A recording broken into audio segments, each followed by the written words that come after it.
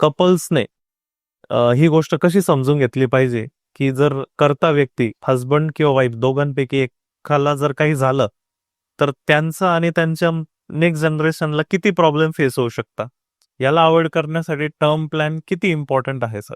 बरेच करते व्यक्ती घरातले अचानक वन फाईन डे नाहीसे झाले. इनफॅक्ट माझ्या घरात देखील हा इव्हेंट झालेला आहे. माझ्या वाईफची अनटाइमली डेथ झाली.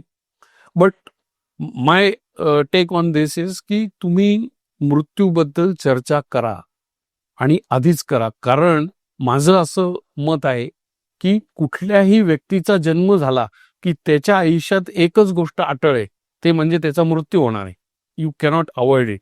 सो फर्स्ट डिस्कस की डेथ जर झाली एखाद्या व्यक्तीची तर काय त्याचा इम्पॅक्ट येणार फॅमिलीवर आणि त्याच्यावरती सोल्युशन काढा.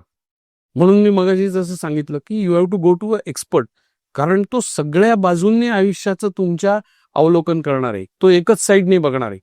आणि आपण यंग असताना ऑब्व्हियसली आपण गृहीत धरतो की we have a very long life, आणि ते चुकीचं आहे का? अजिबात नाही.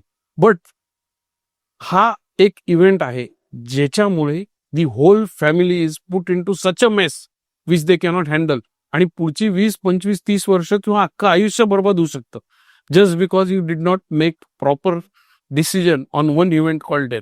डेथवर चर्चा व्हायला पाहिजे, त्याचा फायनान्शियल इम्पॅक्ट मेजर केलाच गेला पाहिजे, आणि मग त्याच्यावरती action. As you sed, term plan घ्यायचा आहे का, तो घ्यायचा आहे तर किती घ्यायचा आहे, कुठला घ्यायचा आहे, हे सगळं चर्चा व्हायलाच पाहिजे. तुमचा एक्झॅक्टली रोल काय आहे स्वतःच्या लाईफमध्ये, तर तुम्हाला स्वतःला श्रीमंत करणं आणि तुमचा जो किल्ला आहे त्याला भक्कम करणं. मग हा टर्म प्लॅन हा एक बुरुज आहे त्या किल्ल्याचा. तो जर तुम्ही नाही मानला तर काय कराल?